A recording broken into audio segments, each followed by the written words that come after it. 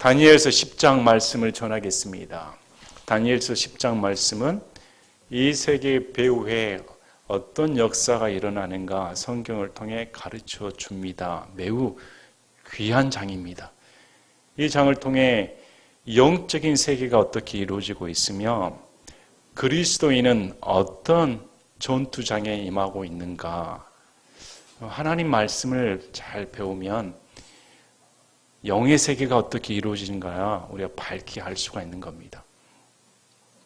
세상은 성경에서 말하기를 불신자들은 악의 영, 마귀에게 사로잡힌 자라고 성경은 말씀을 합니다. 그래서 에베소서 말씀을 보면 너희는 지나간 때 이 세상의 통치자 곧 불순종하는 자들의 역사는 영을 따라 살았다. 이렇게 말씀을 합니다. 바꿔 말하면 예수님 안 믿는 사람은 다 마귀 자식이란 겁니다. 마귀의 영을 지배받아 마귀가 시키는 대로 움직이고 있다는 겁니다. 그래서 왜 그런 말씀이 중요한가?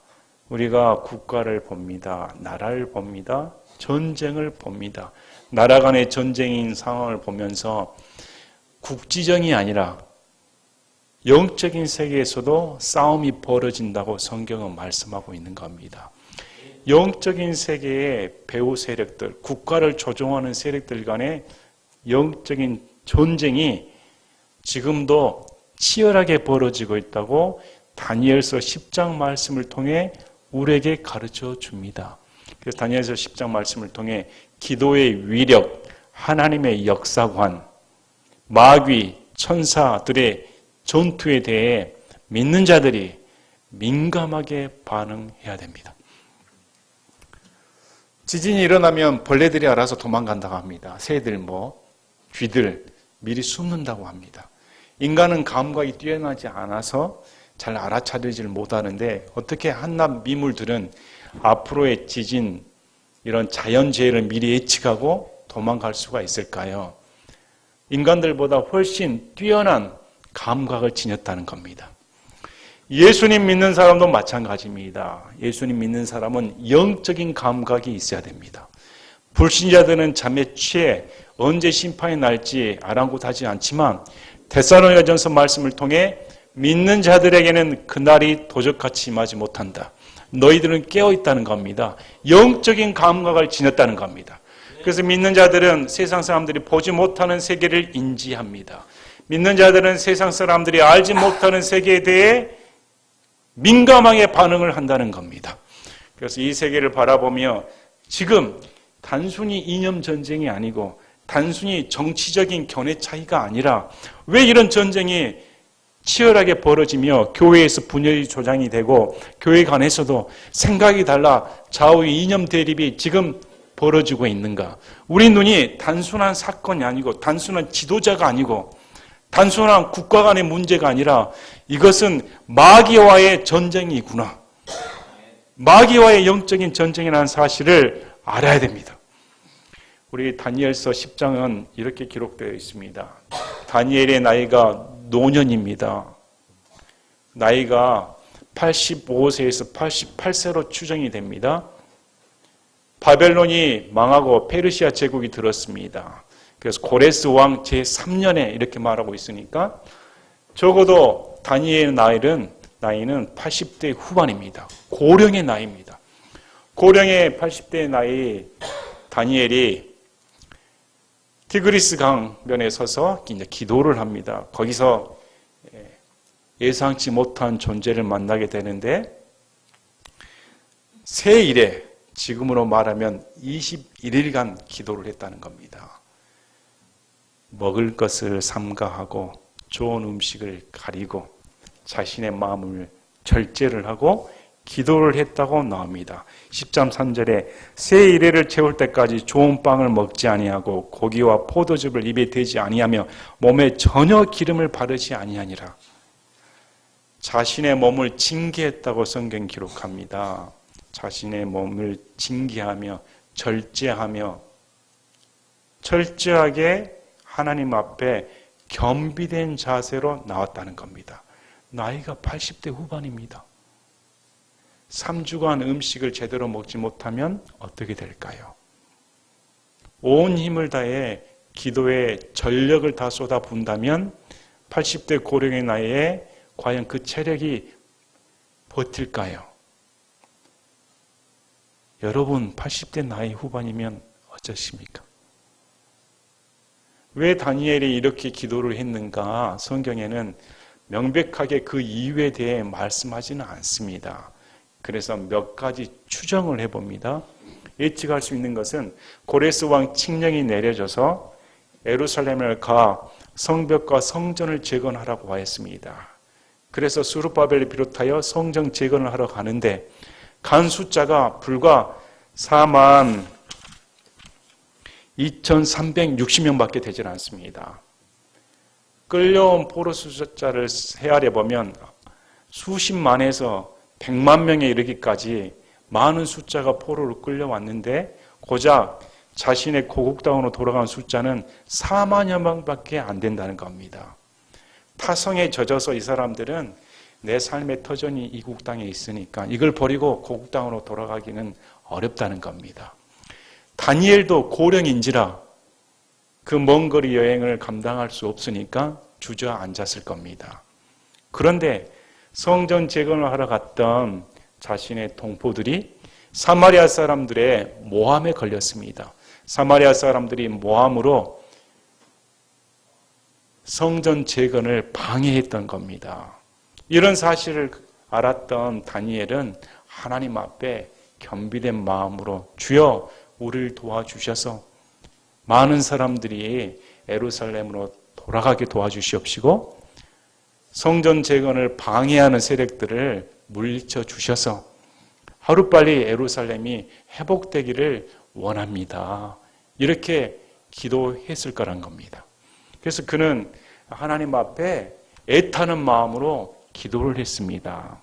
그랬더니 그때 내가 눈을 들어 바라보니 보라 어떤 사람이 아마포 옷을 입었고 그의 허리에는 우바스의 정금으로 띠가 둘렸더라. 어떤 사람이 나타났습니다. 그 사람들의 5절, 6절, 7절, 8절, 9절 말씀을 나오는데 신학자들이 여기에 나오는 존재에 대해 의견이 분분합니다. 그러나 대다수의 신학자들이 여기에 나오시는 분은 예수님이다. 현현하셨다. 인간의 모습으로 나타나셨다. 이렇게 이구동성으로 말을 합니다. 왜 그러냐면 요한계시록 1장에 나타난 사도 요한에게 나타난 예수님의 모습과 비슷하다는 겁니다. 거의 동일합니다. 또 사도 바울에게 나타난 다마스쿠스의 간증을 통해서도 알 수 있습니다.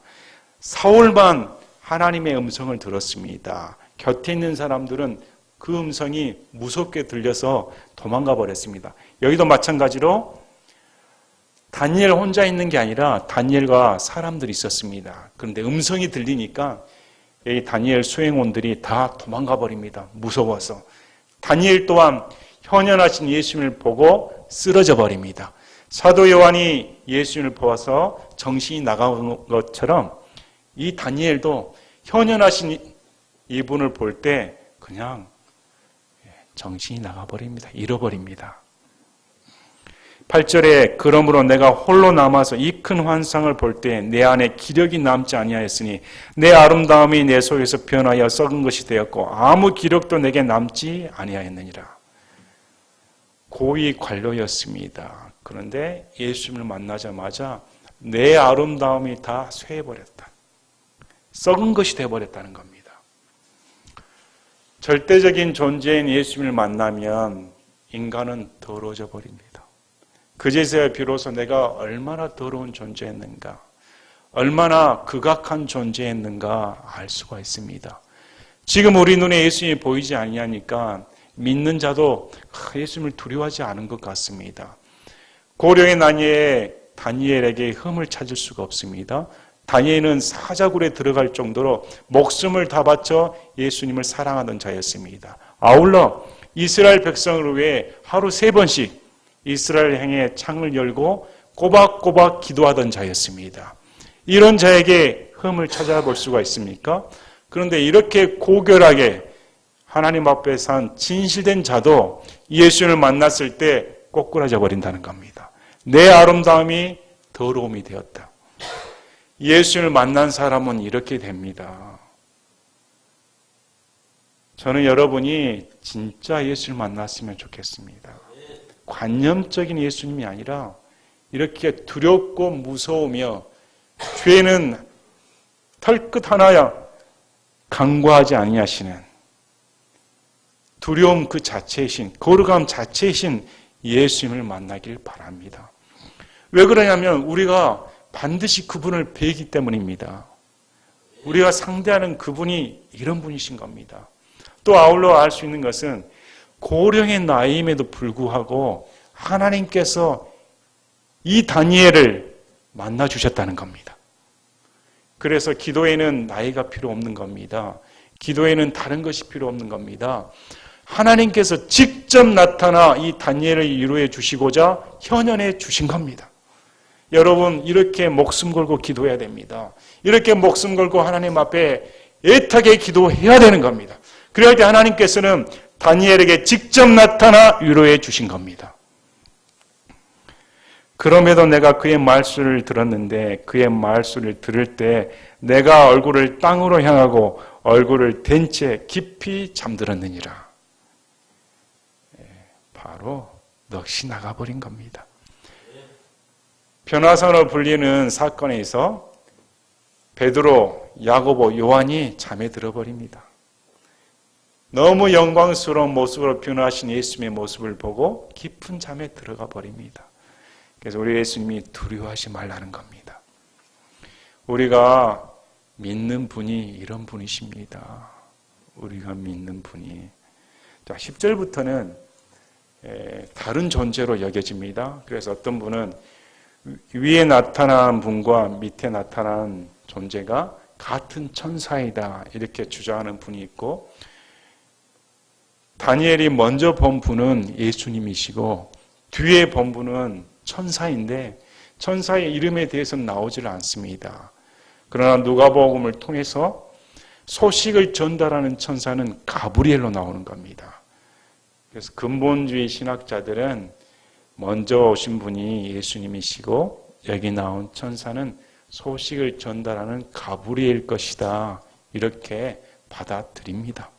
천사의 이름이 나오질 않았지만 그는 자기를 소개하기를 하나님께서 너의 기도를 들으시고 나를 보내셨다 이렇게 말을 합니다. 보라, 한 손이 나를 어루만지며 내 무릎과 손바닥을 의지하게 하여 나를 세우니라. 그가 내게 이르되 오 크게 사랑받는 사람 다니엘아, 내가 내게 이르는 말들을 깨닫고 똑바로 일어서라. 내가 지금 내게 보내어졌느니라. 그가 내게 이 말을 한 뒤에 내가 떨며 일어서니라. 그때 그가 내게 이르되 다니엘아, 두려워하지 말라. 내가 내 마음을 정하여 깨닫고자 하며 또 내 하나님 앞에서 내 자신을 징계하기로 한 첫날부터 그분께서 내 말들을 들으셨으나니 내가 내 말들로 인하여 왔느니라.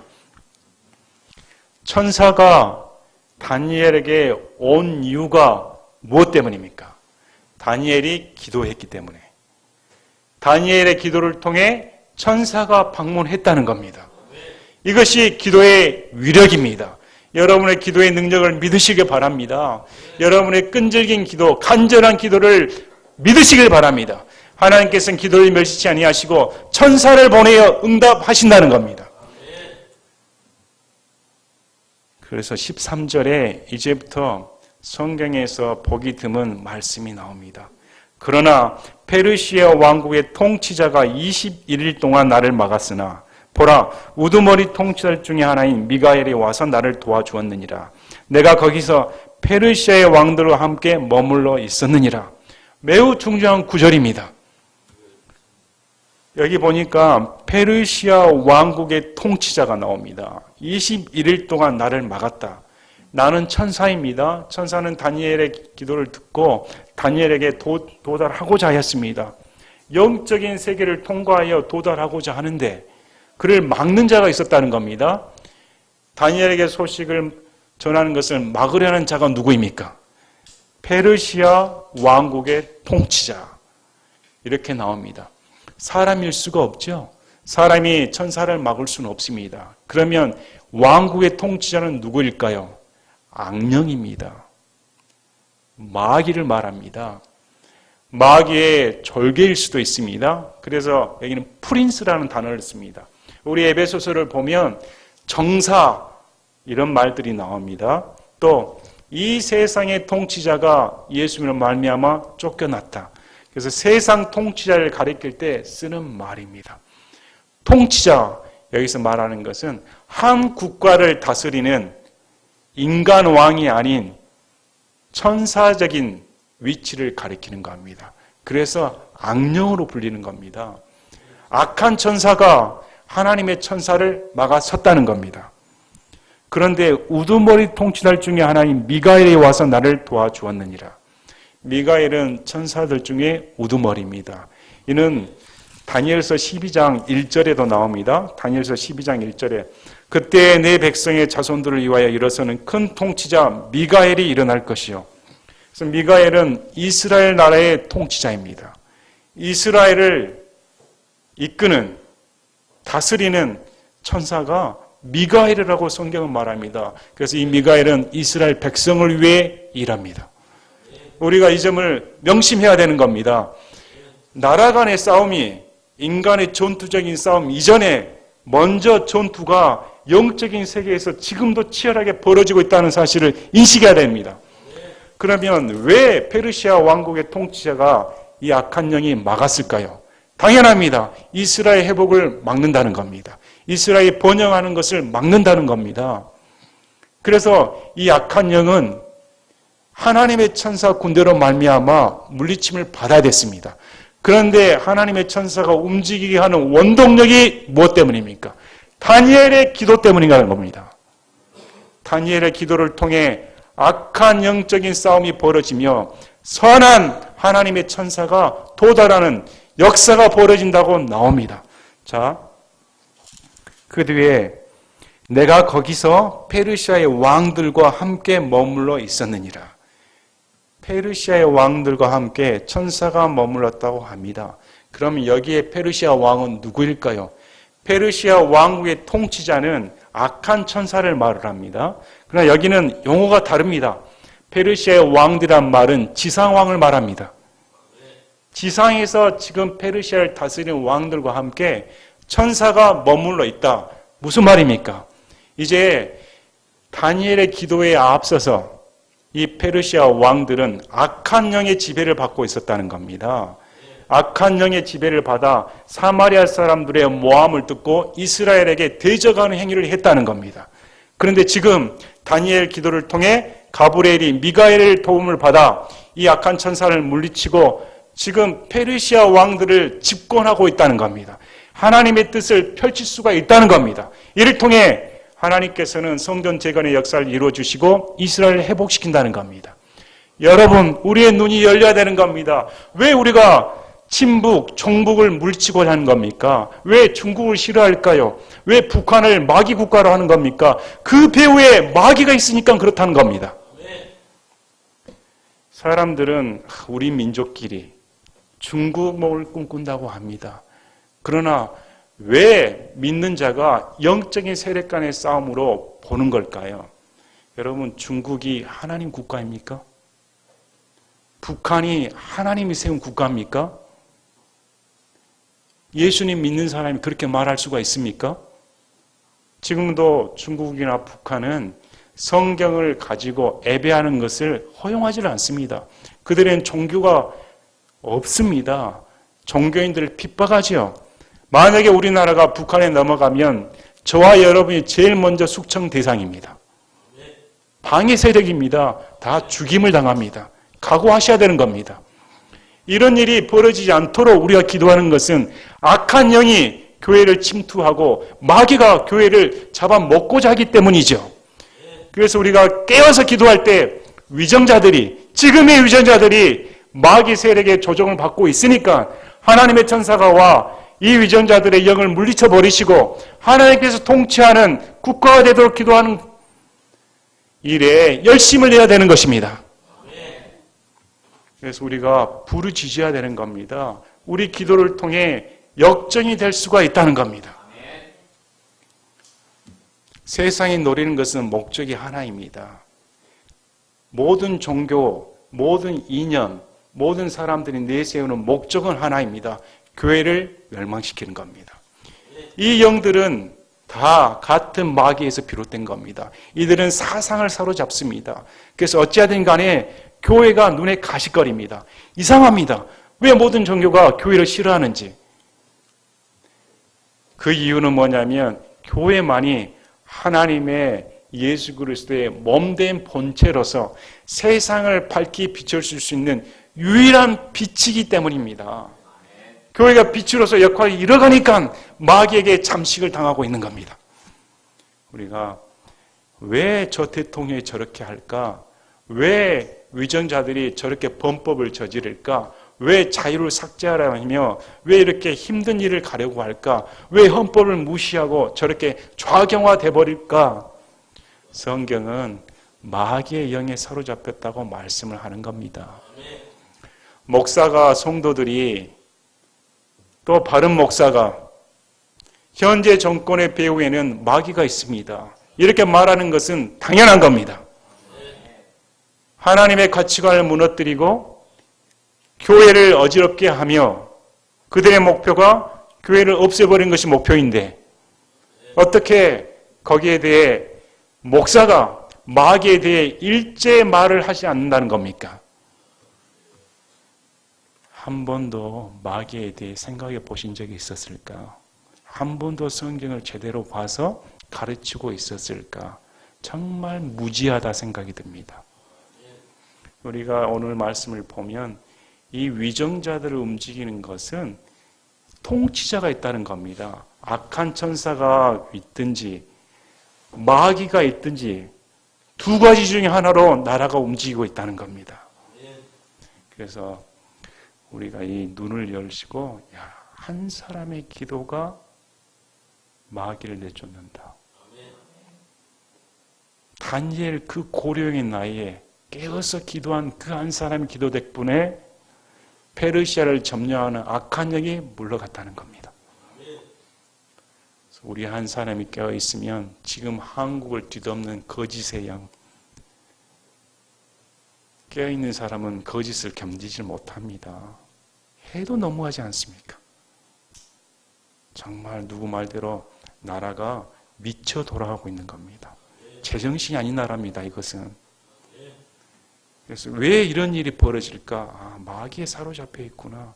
그동안 기복신앙, 내유지의 이기적인 신앙, 이 모든 것으로 복음이 아닌 다른 복음으로 침투해가지고 교회에 참다운 빛이 다 없어져 버린 겁니다. 이럴 때 우리가 영적인 전투에 임해야겠다. 그래서 페르시아 왕들을 통치하는 세력이 하나님께서 이렇게 머물러 있다. 이렇게 가르쳐 줍니다. 자, 14절에 이제 내가 너로 하여금 마지막 날들에 내 백성에 일어날 일을 깨닫게 하려고 왔거니와 그 환상은 많은 날 뒤에 있을 일에 대한 것이니라. 마지막 날들에 내 백성은 유대인의 말합니다. 그래서 다니엘은 유대인입니다. 이제 11장, 12장 사건을 통해 앞으로 천년 왕국에 부활할 것까지 예수님께서 가르쳐 주는 겁니다. 다니엘은 무려 2700년 전의 사람입니다. 앞으로 메시아가 태어나고 지금으로부터 앞으로 어떻게 탄생할 것이며 앞으로 부활이 어떻게 될 것이며 심판이 어떻게 될 것이며 적그리스도의 나라가 어떻게 될 것이며 이런 일들을 미리 기록해서 보여주겠다는 겁니다. 그래서 역사는 시작과 종결이 있는 겁니다. 역사를 시작하고 종결하신 분이 하나님입니다. 하나님께서 미리 내가 기록해 놨다고 말씀하는 겁니다. 정해졌다는 겁니다. 하나님께서 이 정해진 것을 너에게 계시해 주겠다. 우리 다니엘서 말씀을 통해 앞으로 벌어지지 않는 일에 대해 우리는 보고 있는 겁니다. 앞으로 벌어질 일이 적그리스도로 드러나고 그가 유대 백성들을 심판할 것이며 유대 백성들이 구출을 받아 하나님의 영광 가운데 거하게 된다는 놀라운 진리의 말씀을 선언해 주는 겁니다. 이런 고령의 나이에 하나님의 응답을 듣게 되는 놀라운 은혜를 체험하게 되는 겁니다. 그가 그런 말들로 내게 이를 때 내가 땅을 향하여 얼굴을 고정하고 말을 하지 못하였더니 보라 사람들의 아들들과 비슷하니가 내 입술을 어루만지니라. 이에 내가 입을 열어 내 앞에서 있던 이에게 말하여 이르되 오 내 주여 그 환상으로 말미암아 내 슬픔이 내게 돌아왔으므로 아무 기력도 내게 남지 아니하였느냐. 이스라엘 백성들의 고난을 보고 슬퍼했습니다. 이 내 주의 종이 어찌 내 주와 말할 수 있으리까? 나로 말하건대 즉시로 내 안에 기록도 남지 아니고 내 안에 숨도 남지 아니하인다 하리니 그때 그 사람이 다니엘에게 강건할 수 있도록 힘을 부여해 줍니다. 이르되 오 크게 사랑받는 사람아 두려워하지 말라. 내게 평강이 있을지어다. 마음을 강하게 하라. 참으로 마음을 강하게 하라 아니라. 그가 내게 말하며 내가 강하게 되어 이르되 주께서 너를 강하게 하셨사오니 내 주는 말씀하소서 하매 그때 그가 이르되 내가 어찌하여 내게 왔는지 내가 아느냐. 내가 이제 돌아가서 페르시아의 통치자와 싸우려니와 내가 나아가면 보라 그리스의 통치자가 이르리로다. 자, 통치자가 누구라고 말을 했습니까? 마귀라고 말을 했습니다. 페르시아의 통치자와 싸우러 나가겠다. 물리쳐 버리겠다는 겁니다. 그리고 물리쳐서 나가면 그리스의 통치자가 오겠다. 한 나라를 세우고 한 나라가 일어나는 것이 지금 뭐라고 말하고 있습니까? 영적인 전투가 먼저 일어난다는 겁니다. 이 페르시아를 멸망시키기 위해 통치자들 간에 싸움이 일어난다는 겁니다. 그래서 페르시아 왕국이 무너지는 것이 단순히 인간적인 사회에서 세계가 나라와 왕국이 무너진 것이 아니고 영적인 전투에서 페르시아 왕국의 통치자인 마귀가 떠나니까 멸망한다는 겁니다. 그리고 페르시아 왕국의 통치자가 물러나면 아직 부흥하지 못한 발전되지 못한 그리스라는 헬라 제국인 알렉산더 대왕의 제국인 그리스의 통치자가 임한다는 겁니다. 바꿔 말하면 페르시아의 왕국이 무너지면 다시 이방 나라인 그리스 왕국이 패권을 잡고 온다는 겁니다. 그래서 다니엘에게 주신 금신상의 말씀과 동일한 겁니다. 해석해 주는 겁니다. 그래서 그리스의 통치자 또한 하나님께서 정해진 때에 심판해 버립니다. 그래서 이 세상 왕국은 자기들이 힘을 모아 세우는 것 같은데 배후에는 하나님과 또 영적인 세력 간에 이런 치열한 싸움이 있다는 것을 깨달아야 되는 겁니다. 오늘 하박국 1장 말씀을 통해 역사의 주관자가 누구라고 말씀하십니까? 너희들이 무시했던 갈대아 사람을 내가 일으켜 이스라엘 심판해 버리겠다. 한 나라를 발흥시키고 한 나라를 왕성케 하며 멸망시키시는 분이 하나님이십니다. 그래서 우리 눈이 열려야 되는 겁니다. 미국, 중국, 러시아, 북한, 일본 이런 나라들 간에 치열한 싸움이 벌어질 때 영적인 세력에 대해 먼저 눈을 뜨고 계셔야 되는 겁니다. 그래서 오늘 말씀을 통해서 참 우리가 어떤 상황에 놓여 있는가 아울러 세상 역사를 바꾸는 데는 한 사람의 기도면 족하다는 겁니다. 여러분이 골방에서 작심을 하고 다니엘처럼 내 마음을 징계하며 하나님 앞에 매달리면 이런 놀라운 기적의 역사가 벌어집니다. 이 세상이 거짓의 영에 특히 우리나라가 거짓의 영에 사로잡혀서 위정자 저 위부터 밑에까지 진실을 말하지 않습니다. 진실을 말하는 자가 어리석은 자로 보입니다. 거짓말에서 다 상황을 모면하고 거짓말에서 믿져야 본전이지 거짓 공화국이 되어버렸습니다. 이런 상황을 볼 때 거짓의 아비는 마귀고 우리 눈으로 보면 이 나라는 마귀의 영에 붙잡혔구나. 이래야 할 때 우리는 하나님의 놀라운 은혜에 대해 기도해야 되는 겁니다. 저와 여러분이 영적인 전투에 임한 자로서 군사로서 하나님 앞에 담대히 외치는 그리스도인이 되시기를 바랍니다. 제가 기도하고 마치겠습니다.